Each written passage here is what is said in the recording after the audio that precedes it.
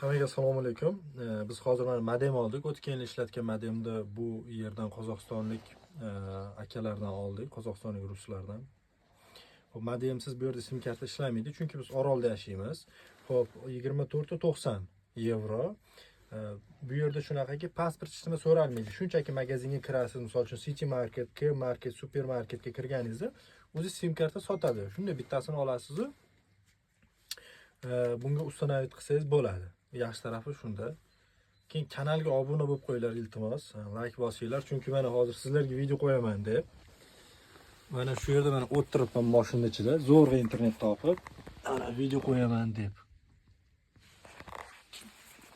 O'shaning uchun iltimos, agar yana ko'proq video chiqishini xohlasalaringiz, nima haqida shuni yozib ketinglar, tanishlaringizga yuboringlar. Bu birinchi marta so'rashi bunaqa deb.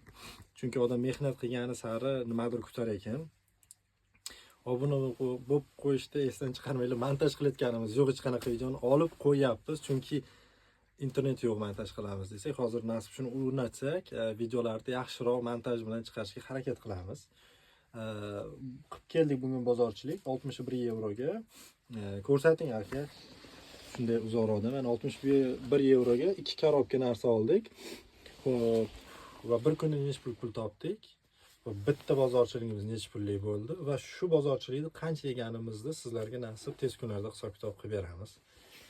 Qiziqarli videolar qanaqa bo'lishini xohlasalaringiz yozib ketinglar kanalga.